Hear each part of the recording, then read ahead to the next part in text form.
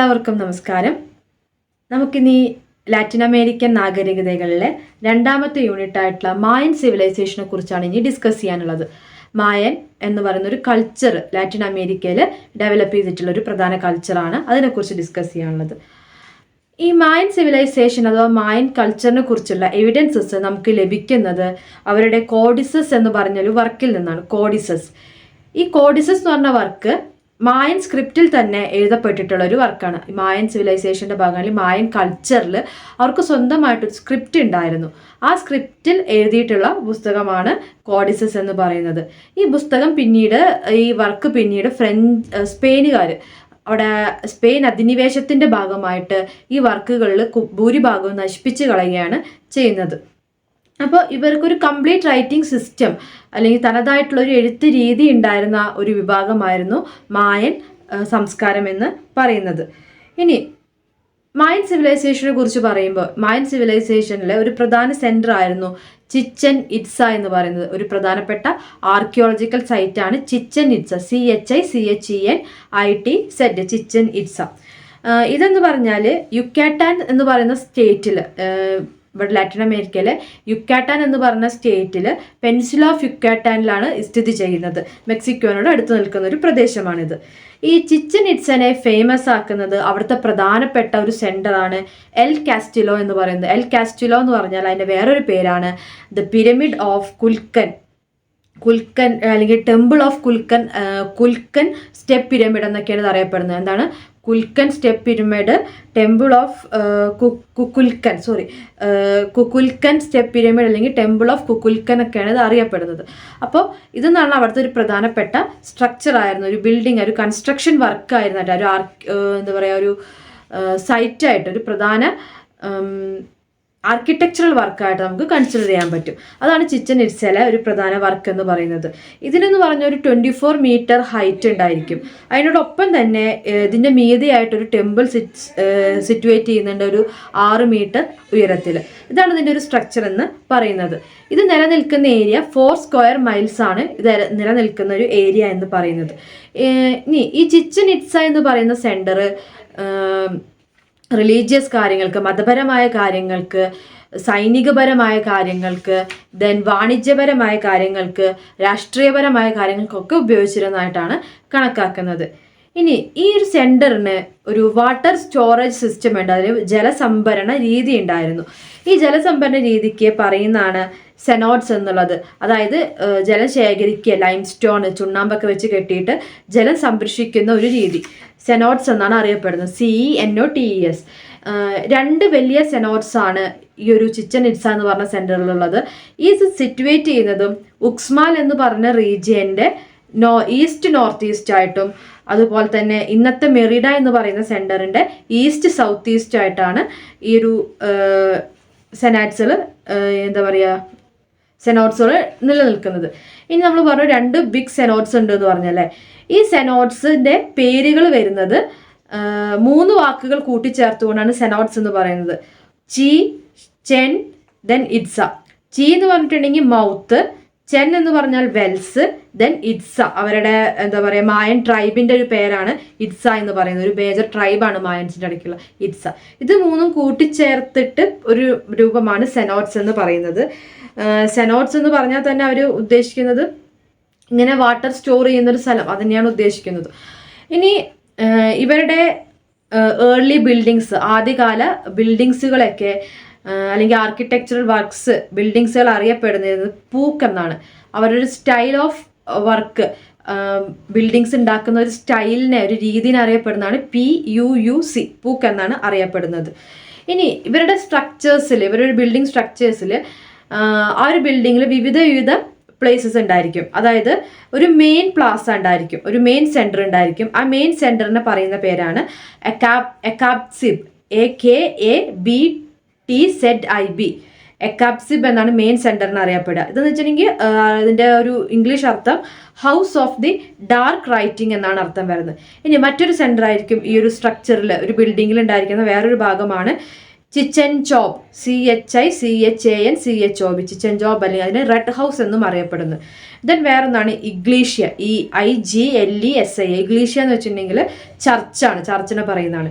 Then വേറൊന്നാണ് കാസ D loss മൊഞ്ചാസ്, CASADELASMONJAS, കാസ ഡെ Las മൊഞ്ചാസ്. ഇത് വെച്ചാൽ നണ്ണറിയാണ്, നൺസിന്റെ കേന്ദ്രമാണ്, നണ്ണറിയാണ്. ദെൻ ഒരു ഒബ്സർവേറ്ററി ഭാഗം ഉണ്ടായിരിക്കും, അല്ലാതെ നിരീക്ഷിക്കാൻ വേണ്ടിയിട്ടുള്ള ഒരു നിരീക്ഷണ കേന്ദ്രം, അതിനെ പറയുന്നതാണ് എൽ കാരക്കോൽ, ELCARACOL, എൽ കാരക്കോൽ എന്നാണ് അറിയപ്പെടുന്നത്. അതിനെ സ്നേൽ എന്ന് ഇംഗ്ലീഷിൽ പറയുന്നു. ഇനി ഈ ഒരു സെന്റർ, ചിച്ചൻ ഇറ്റ്സ എന്ന് പറയുന്ന സെന്റർ പിന്നീട് വിദേശികൾ, ഫോറിനേഴ്സ് വന്ന് അറ്റാക്ക് ചെയ്യുക അല്ലെങ്കിൽ ഇൻവേഡ് ചെയ്യുക, അവർ കയ്യേറുന്ന ഒരു സ്ഥിതിയാണ് ഉണ്ടാവുന്നത്. അങ്ങനെ ചിച്ചൻ ഇറ്റ്സനെ വേറൊരു വിഭാഗം വന്ന് ഇൻവേഡ് ചെയ്ത് അവർക്ക് പിന്നീട് ഈ ഒരു മായൻ കൾച്ചറിന്റെ ഇൻഫ്ലുവൻസ് ഉണ്ടാവുകയാണ് ചെയ്യുന്നത്. അപ്പോൾ ഇത്തരത്തിൽ കയ്യേറിയിട്ടുള്ള ഇൻവേഡേഴ്സ് ആയിരിക്കാം ഈ എൽ കാസ്റ്റിലോ എന്ന് പറയുന്ന പിരമിഡൊക്കെ ഉണ്ടാക്കിയത് എന്നാണ് കരുതുന്നത്. ഈ എൽ കാസ്റ്റിലോ എന്ന് പറഞ്ഞ പിരമിഡിന്റെ ഹൈറ്റും കാര്യമൊക്കെ നമ്മൾ ഡിസ്കസ് ചെയ്തു. ദെൻ ഇതിനെന്ന് വെച്ചിട്ടുണ്ടെങ്കിൽ 4 സൈഡ് ഉണ്ടായിരിക്കും. ഈ ഓരോ സൈഡിലും 91 സ്റ്റെയേഴ്സ്, കോണികളും ഉണ്ട്. അപ്പോൾ 4 സൈഡിലും 91 സ്റ്റെയേഴ്സും ഉണ്ട്. അങ്ങനെയാണ് ഇതിൻ്റെ ഒരു സ്ട്രക്ചർ എന്ന് പറഞ്ഞാൽ. അപ്പോൾ നമുക്ക് ഊഹിക്കാം ഒരു വലിയ പിരമിഡ് തന്നെയായിരിക്കും എൽ കാസ്റ്റിലോ എന്ന് പറയുന്നത്. ഇനി മായൻ എംപയറിൽ മറ്റൊരു പ്രത്യേകതയാണ്, ഒരു ബോൾ കോർട്ട് ഉണ്ടായിരുന്നു കളിക്കാൻ വേണ്ടിയിട്ട്. അവരുടേതായിട്ടുള്ളൊരു കളിക്കളം ഉണ്ടായിരുന്നു, ബോൾ കോർട്ട് ഉണ്ടായിരുന്നു. 545 ഫീറ്റ്, 545 അടി നീളം, വൈഡ്, ലെങ്ത് ഉള്ള ഒരു സ്ട്രക്ചർ ആയിരുന്നു അത്. ഇനി വേറൊന്നു വെച്ചിട്ടുണ്ടെങ്കിൽ ഇവിടെ ഉണ്ടായിരുന്ന മറ്റ് സ്ട്രക്ചേഴ്സ്, മറ്റ് പ്രധാനപ്പെട്ട ആർക്കിടെക്ചറൽ വർക്ക്സ് എന്ന് പറഞ്ഞിട്ടുണ്ടെങ്കിൽ ഒന്ന് ദ ഹൈ പ്രീസ്റ്റ്സ് ഗ്രേവ്, അവിടുത്തെ ഒരു പ്രീസ്റ്റുകളുടെ ഗ്രേവ്, ശവക്കലറുകൾ, the high priest grave. Then colonnade എന്ന് വെച്ചിട്ടുണ്ടെങ്കിൽ കോളംസ് ആണ്, 1000 കോളംസ് എന്നറിയപ്പെടുന്നതാണ് കൊളോണൈഡ് എന്ന് പറയുന്നത്. അത് എല്ലാവർക്കും ഒരുമിച്ചിരിക്കാനുള്ളൊരു വേദിയായിരിക്കാം. Then temple of the warriors എന്ന് വെച്ചിട്ടുണ്ടെങ്കിൽ ആരാണ്? യോദ്ധാക്കളുടെ ടെമ്പിൾ ഓഫ് ദി വാരിയേഴ്സ്. ഇതൊക്കെ നിർമ്മിച്ചിട്ടുണ്ടാവുക ഒരു പോസ്റ്റ് ക്ലാസിക് പീരീഡിന്റെ ആദ്യ കാലഘട്ടത്തിൽ, ഏർലി പോസ്റ്റ് ക്ലാസിക് പീരീഡിലായിരിക്കാം ഈ ഒരു സ്ട്രക്ചറുകളൊക്കെ ഉണ്ടായിട്ടുണ്ടാവുക, അല്ലെങ്കിൽ ഈ ഒരു സ്ട്രക്ചറുകളൊക്കെ കംപ്ലീറ്റഡ് ആയിട്ടുണ്ടാവുക ഏർലി പോസ്റ്റ് ക്ലാസിക്കൽ പീരീഡിലായിരിക്കാം എന്നാണ് വിചാരിക്കുന്നത്. അതൊരു 900 to 1200 കാലഘട്ടമാണ് ഇയർലി പോസ്റ്റ് ക്ലാസിക് പീരീഡ് എന്ന് പറയുന്നത്. ഈ സ്ട്രക്ചേഴ്സിൻ്റെ ഒക്കെ പണി തീർന്ന ഒരു കാലഘട്ടം. ഇതിന് ശേഷമുള്ളൊരു കാലഘട്ടം late post classic period.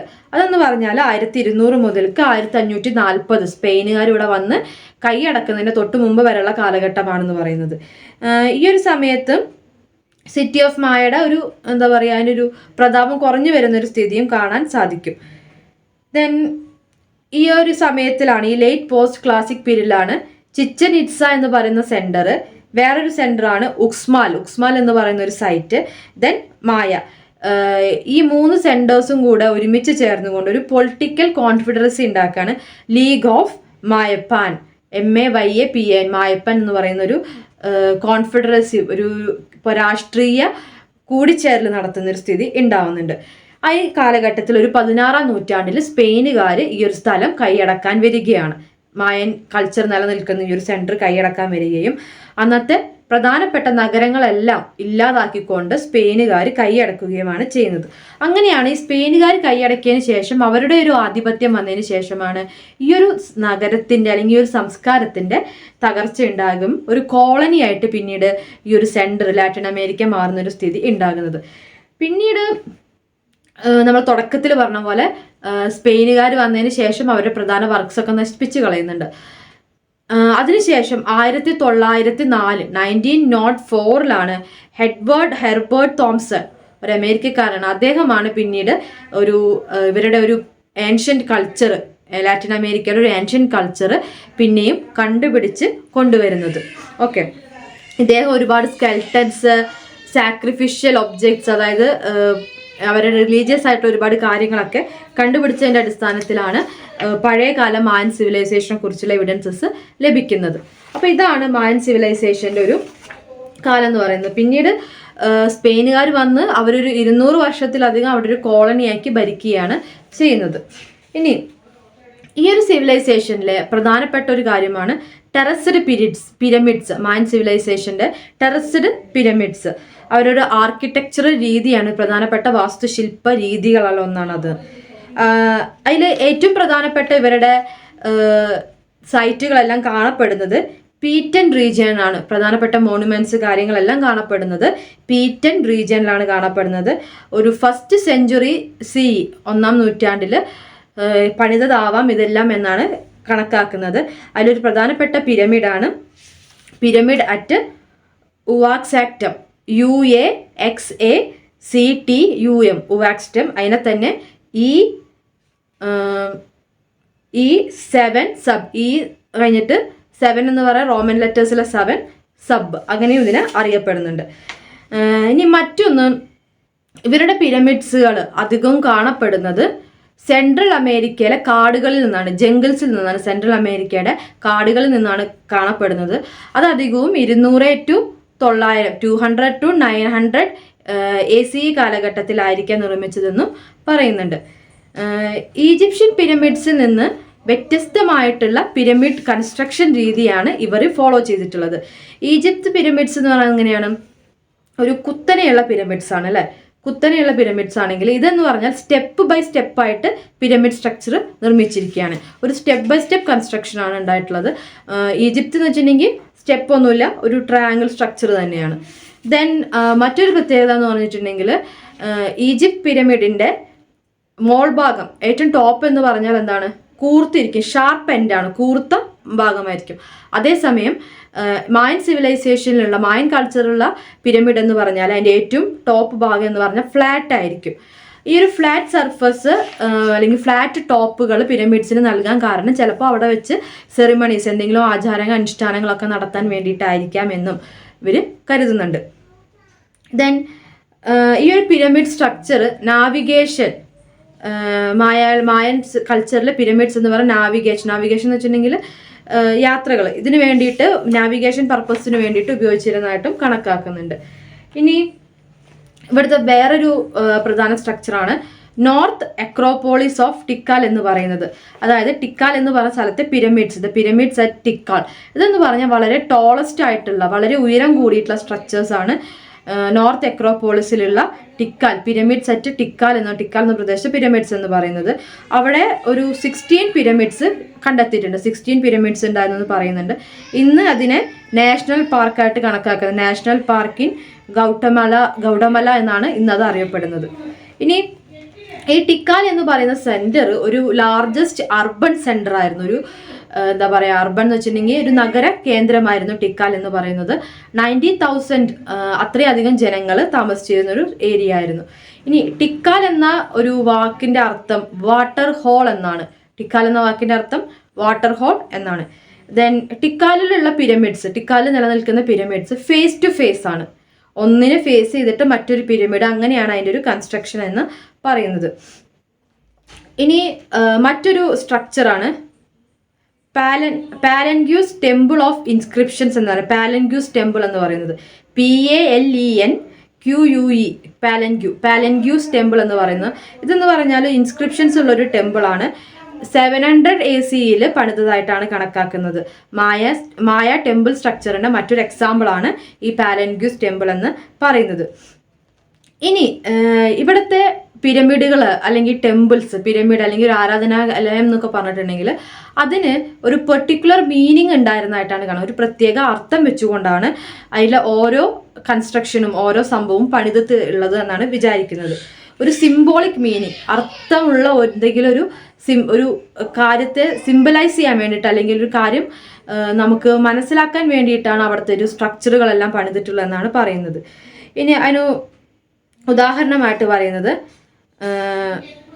Nine ഒരു പിരമിഡിൽ എന്താണ്, ഈ ഒരു പിരമിഡിൽ ടിക്കാലിലെ പിരമിഡിൽ 9 എക്സ്റ്റീരിയർ ലെവൽസ് ഉണ്ട്. അതായത് 9 ബാഹ്യ തലങ്ങളുണ്ട്. പുറത്ത് എന്തൊക്കെയോ ഒരു 9 പ്രത്യേകതകളുണ്ട്.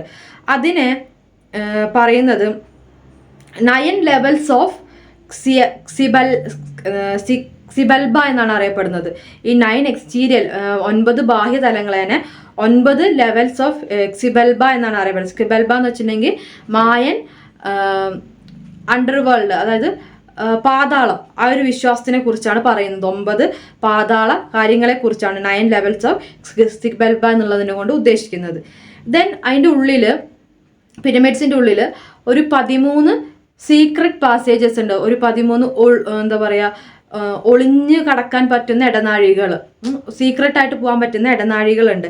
അതായത് കിങ് പകൽ എന്ന് പറയുന്ന രാജാവിൻ്റെ ടോംബ്, ശവക്കല്ലറിലേക്ക് പോകാനാണ് ഈ 13 ഒളി കേന്ദ്രങ്ങൾ, പാസേജസ്, വരാന്തകൾ നിർമ്മിച്ചിട്ടുള്ളത്. ഈ 13 സീക്രട്ട് പാസേജസ് സിംബലൈസ് ചെയ്യുന്നത് 13 മായ ഹെവൻസിനെയാണ്, സ്വർഗങ്ങളെയാണ്, 13 മായ സ്വർഗ കേന്ദ്രങ്ങളെയാണ് സിംബലൈസ് ചെയ്യുന്നതാണ് പറയുന്നത്. അപ്പോൾ ഇതാണ് പറഞ്ഞത്, ഓരോ സ്ട്രക്ചറും എന്തിനെ, ഒരു ബിൽഡിംഗ് ഉണ്ടാക്കി ആ ബിൽഡിങ്ങിൻ്റെ ഉള്ളിൽ എന്തെങ്കിലും ചെയ്തിട്ടുണ്ടെങ്കിൽ അത് അവരുടെ സംസ്കാരവുമായി ബന്ധപ്പെട്ട മറ്റെന്തിനെങ്കിലും സൂചിപ്പിക്കാനായിരിക്കുമെന്ന് പറയുന്നത്. ആ ഒരു രീതിയിലുള്ള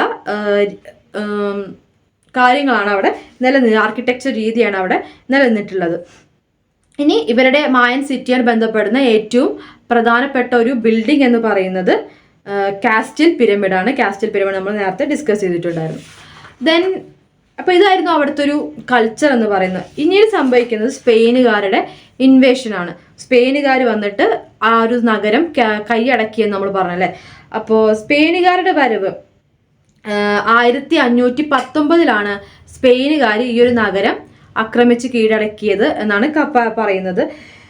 ഇവർ വന്നതിന് ശേഷം മായൻ നഗരത്തിന് പെട്ടെന്നൊരു തകർച്ച നേരിടുകയാണ് ഉണ്ടാവുന്നത്. പെട്ടെന്ന് തന്നെ ഈ ഒരു നഗരം തകരുന്ന സ്ഥിതിയാണ് ഉണ്ടാവുന്നത്. പിന്നീട് അവരുടെ ഒരു കൊളോണിയൽ ആധിപത്യം അവിടെ സ്ഥാപിക്കുകയും ചെയ്തു. ഈ ഒരു ക്യാമ്പയിനിങ്ങിന് അല്ലെങ്കിൽ സ്പാനിഷ് അറ്റാക്കിന് അറിയപ്പെടുന്നത് ദ സ്പാനിഷ് കോൺക്വസ്റ്റ് ഓഫ് യുക്കാട്ടാൻ എന്നാണ്. ദ സ്പാനിഷ് കോൺക്വസ്റ്റ് ഓഫ് യുക്കാട്ടാൻ എന്നാണ് അറിയപ്പെടുന്നത്. സ്പെയിനിൻ്റെ ഈ അധിനിവേശത്തിന് മായൻ സിവിലൈസേഷൻ അല്ലെങ്കിൽ ഇന്നത്തെ ലാറ്റിൻ അമേരിക്കയിൽ നിന്ന് വളരെ രീതിയിലുള്ള ഒരു റെസിസ്റ്റൻസ് ഒക്കെ അവർ ഉണ്ടാക്കിയിട്ടുണ്ട്. അവർ അതിനെ എതിർത്തിട്ടുണ്ട്. സ്പെയിനുകാരുടെ ഈ ഇൻവേഷൻ അവർ എതിർത്തിട്ടുണ്ട്. പക്ഷെ ഈ എതിർക്കുന്ന രീതിയിൽ സ്പെയിനുകാർ എന്താ ചെയ്യുന്നത് വെച്ചിട്ടുണ്ടെങ്കിൽ ഇവർക്ക് സാമ്പത്തികമായ സഹായങ്ങൾ നൽകിക്കൊണ്ട്, വെൽത്ത് നൽകിക്കൊണ്ട്, സിൽവർ നൽകിക്കൊണ്ട്, അങ്ങനെ പല രീതിയിലും ഇവരെ കീഴടക്കാനുള്ള ശ്രമങ്ങൾ സ്പെയിനുകാർ നടത്തുന്നുണ്ട്. അതുപോലെ പിന്നീട് ഓരോ ഘട്ടം കഴിയുന്തോറും ആക്രമിച്ച് എന്താ പറയുക, പ്രൊട്ടസ്റ്റ് ചെയ്ത് പ്രതിഷേധിച്ച് നിൽക്കാൻ കഴിയാത്ത സാഹചര്യത്തിൽ പല നഗരങ്ങളും സ്പെയിനുകാർക്ക് കീഴടക്കുന്ന സ്ഥിതിയാണ് ഉണ്ടായത്. അവസാനം കീഴടങ്ങിയ മായൻ സ്റ്റേറ്റ് എന്ന് പറയുന്നത് തയാസലാണ്. തയാസൽ അറ്റ് ലേക്ക് പീറ്റൻ ഇറ്റ്സ. തയാസൽ, TAYASAL, തയാസൽ എന്ന് പറഞ്ഞ പ്രദേശമാണ്. അത് സ്ഥിതി ചെയ്യുന്നത് പീറ്റൻ ഇറ്റ്സ ലേക്കിന്റെ തീരത്താണ്. PETENITZ, പീറ്റൻ ഇറ്റ്സ ലേക്കിന്റെ തീരത്ത് ആ ഒരു സ്ഥലത്ത് നിൽക്കുന്ന തയാസൽ എന്ന് പറയുന്ന ഒരു ഇറ്റ്സ കേന്ദ്രമാണ്, ഇറ്റ്സ ഭരണകേന്ദ്രമാണ് അവസാനമായിട്ട് കീഴടങ്ങിയ മായൻ സ്റ്റേറ്റ് എന്ന് പറയുന്നത്. അത് കീഴടങ്ങുന്നത് 1697 അത്രയും കാലം അവർ പിടിച്ചു നിൽക്കാൻ ശ്രമിച്ചു എന്നാണ് പറയുന്നത്. ഇനി ഈ ഒരു സ്പെയിനുകാരിയായിട്ടുള്ള സ്പെയിനുകാരിയായിട്ടുള്ളൊരു മീറ്റിങ്ങുകൾ ഇവർക്ക് വരുന്നതെന്ന് വെച്ചാൽ അതിന് മുമ്പ് തന്നെ ക്രിസ്റ്റഫർ കൊളംബസിനെയൊക്കെ, അങ്ങനെ യൂറോപ്യൻസിനായിട്ട് ആദ്യം തന്നെ ഒരു കോണ്ടാക്ട് വരുന്നുണ്ട്. ക്രിസ്റ്റഫർ കൊളംബസ് 1502 ഇവിടെ വരുന്നുണ്ട്. അദ്ദേഹത്തിൻ്റെ ബ്രദർ, അങ്ങനെ ഒരുപാട് പേര് ഇവിടെ വരുന്നൊക്കെ ഉണ്ട്. അങ്ങനെ 1517, 1519 കാലഘട്ടത്തിലാണ് ആര് വരുന്നത്. 1517 സ്പെയിനുകാരുടെ ഒരു കടന്നുകയറ്റം ഉണ്ടായത്. 1519 അവർ ഈ നഗരം കോൺക്വർ ചെയ്ത് കീഴടക്കാൻ ശ്രമിക്കുകയും ചെയ്യുന്നത്. ഇനി നമുക്കറിയാം യൂറോപ്യൻസിൻ്റെ അന്നത്തെ വെപ്പൺസ് എന്ന് പറയുന്നത് കുറച്ചും കൂടെ അഡ്വാൻസ്ഡ് ആയിരുന്നു. ലാറ്റിൻ അമേരിക്കനെ സംബന്ധിച്ചിടത്തോളം അഡ്വാൻസ്ഡ് വെപ്പൺസ് ആണ് ആര് ഉപയോഗിക്കുന്നത്, സ്പെയിനുകാർ ഉപയോഗിക്കുന്നത്.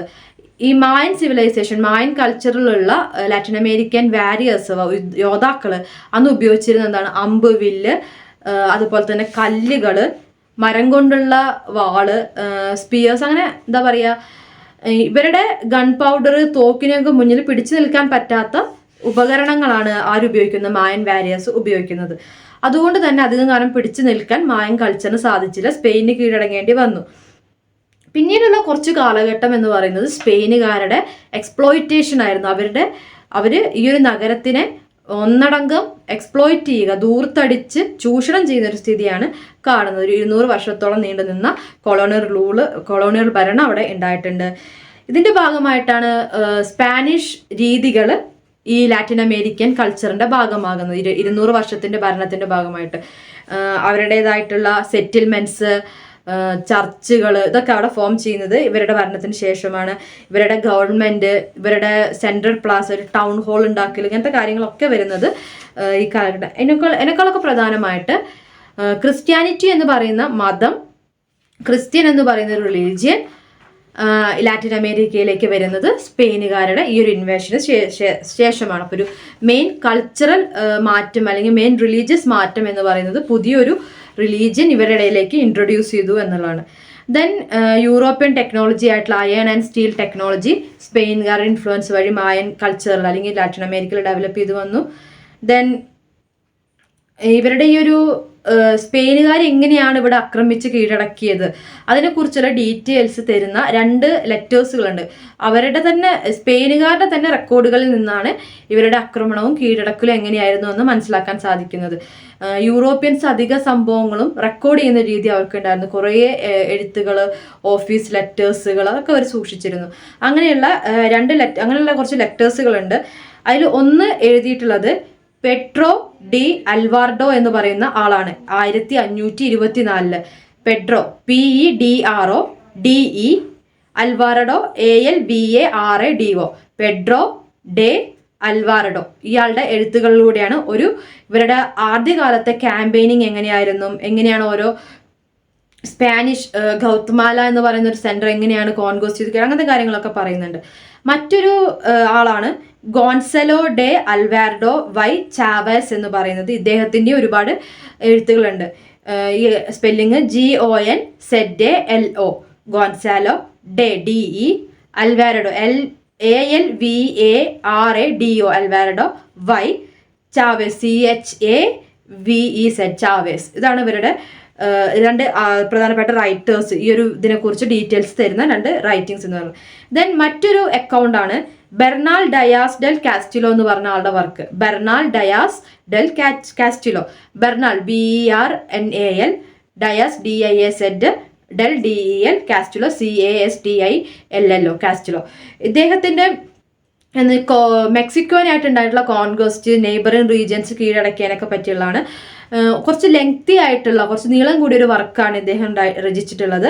അദ്ദേഹത്തിൻ്റെ work true history of the conquest of new Spain, true history of the conquest of the new Spain എന്ന വർക്കാണ് ഇദ്ദേഹം എഴുതിയിട്ടുള്ളത്. ദെൻ വേറൊരു എഴുത്തുകാരനാണ്, പ്രധാന റൈറ്ററാണ് ഹെർനാൻ കോർട്ടസ്. അദ്ദേഹം ഹോണ്ടുറാസ് എന്ന് പറഞ്ഞ സെന്റർ എങ്ങനെയാണ് കീഴടക്കിയെന്ന് എക്സ്പ്ലെയിൻ ചെയ്യുന്നുണ്ട്. ഇനി സ്പാനിഷ് അറ്റാക്സിന് അല്ലെങ്കിൽ സ്പാനിഷ് കോൺഗോറിംഗ് മെത്തേഡ്സിനെ ക്രിട്ടിസൈസ് ചെയ്തിട്ടുള്ള, വിമർശനാത്മകമായിട്ട് എഴുതിയിട്ടുള്ള ഒരു വ്യക്തിയാണ് ബർട്ടലോമേ ഡെ ലാസ് കാസസ് എന്ന് പറയുന്ന വ്യക്തി. BARTOLOME ബർട്ടലോമേ ഡെ DELAS Dallas causes CASAS causes. ഇവരാണ് ഈ ഒരു സ്പാനിഷ് അറ്റാക്കിനെ ക്രിട്ടിസൈസ് ചെയ്തിട്ട് എഴുതിയിട്ടുള്ള ഒരു വ്യക്തി. അത്തരത്തിലുള്ള ഒരുപാട് എഴുത്തുകൾ, ഒരുപാട് റൈറ്റിങ്സിൽ നിന്നാണ് ഇവരുടെ ഒരു സ്പാനിഷ് അറ്റാക്ക് നമുക്ക് മനസ്സിലാക്കാൻ സാധിക്കുന്നത്. ഇനി 1688 ഒരു കൊളോണിയൽ ഹിസ്റ്റോറിയനാണ് ഡിയാഗോ ലോപ്പസ് എന്ന് പറയുന്ന വ്യക്തി. ഡിയാഗോ ലോപ്പസ് ഡെ കൊഗുലൂഡ എന്നാണ് അദ്ദേഹത്തിൻ്റെ മുഴുവൻ പേര്. സ്പാനിഷ് മിഷണറിമാരുടെ വർക്കുകൾ 1618 1619 കാലഘട്ടത്തിലുള്ള അവരുടെ മിഷണറിമാർ എങ്ങനെ പ്രവർത്തിച്ചിരുന്നു എന്ന് എഴുതിയിട്ടുള്ള വ്യക്തിയാണ് ഡിയാഗോ ലോപ്പസ് എന്ന് പറയുന്ന ആള്. ദെൻ മറ്റൊരു ആളാണ് ജുവാൻ ഡെ വിലാഗ്യുറ്റർ എന്ന് പറയുന്ന സോട്ടോമായർ, ഒരു വലിയ പേരാണ്. അദ്ദേഹത്തിൻ്റെ പേര് ജുവാൻ JUAN ജുവാൻ ഡെ DEVILLAGUTIERRE.